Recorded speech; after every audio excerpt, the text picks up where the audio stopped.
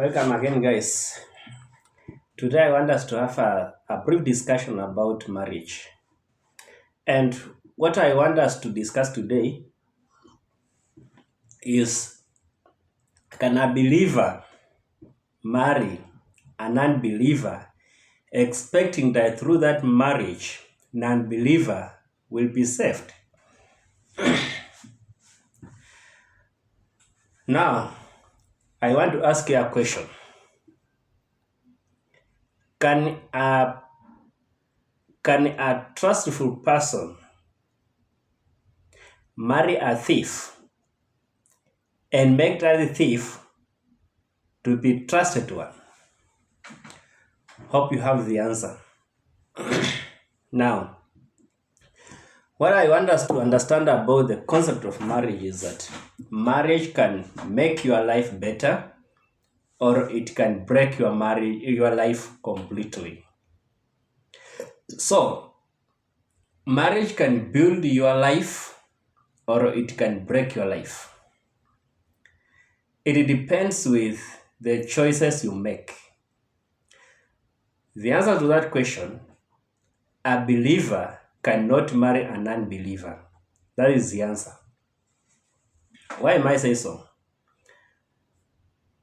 Let the dead bury the dead and give to Caesar what belongs to Caesar.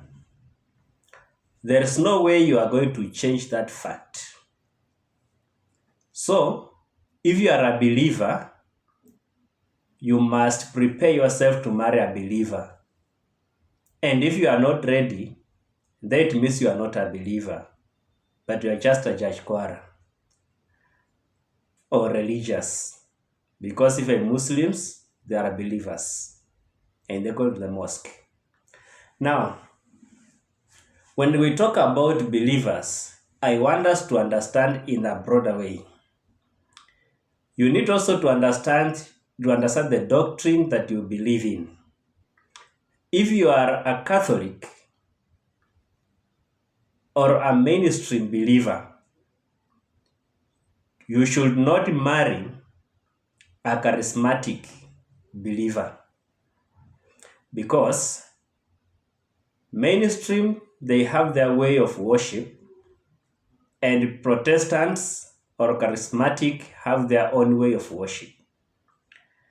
And if you are not ready to compromise some kind of worship design, you will have problems in marriage, because you will believe in Eucharist, but the person you are getting married to does not believe in Eucharist. You might be a believer of speaking tongues, and you get married to the person who does not believe in speaking in tongues. That marriage is going to have problems. Remember,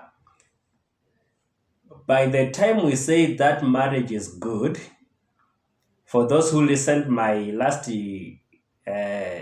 set when I talked where I talked about three types of marriages.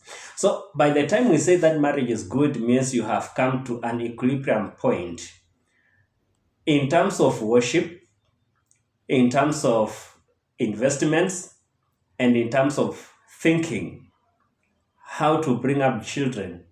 You have come to a point of equilibrium where you have agreed, the two of you, setting your own culture in your own house.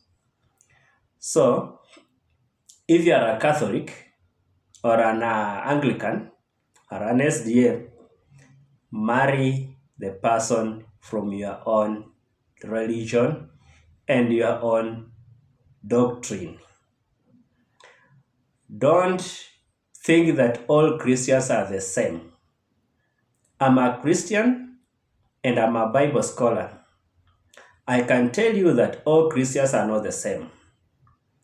We charismatic, we believe in speaking tongues, baptism by immersion,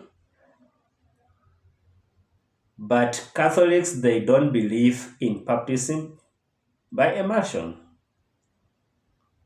So, how are you going to balance the two? it is going to be a problem. And if your faith is high and you are getting married to a person whose faith is low, either the one who is higher in his spirit will come down to join the one who is the low, or the one who is at the lower base will come up. By chances of the one who is up coming down are very high in the boundaries of marriage, because marriage, it is all about compromise. It is where you are going to undress in the presence of another stranger. It is a place where you are going to sleep and doing all your nasty things in the presence of a stranger. So marriage is a union full of compromises. But are you ready to compromise your faith? Jesus told us that we should not compromise our faith. And I believe the Muslim also believe the same, that they should not compromise their faith. So my advice, get married to a person who believes in what you believe in, both spiritually and financially. If the person believes that finances are just there to be squandered, to parties and enjoyment all over, and you believe that finances are there to be invested, converted into assets, you are going to have problems in that marriage. That's what I'm saying. Marry a person who believes in what you believe in. By doing so, you'll be able to bring up a generation that will know the God whom you believe in.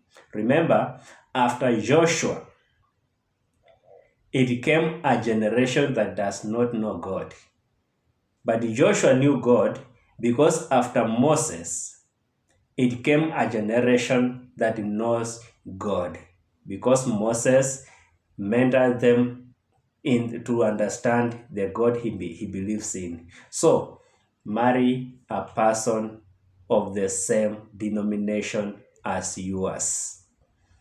Don't think that marrying a non-believer or a person from a different faith will make your marriage work. It doesn't. It doesn't. Go and ask those who are in marriage, they'll tell you it cannot work. Unless you stop believing, then it will work. But if you are not ready to compromise, it will not work. Thank you for listening. Thank you for watching. And remember to subscribe, share this video, let it go viral. Help somebody to understand that marriage can build your future life, or it can destroy your future life.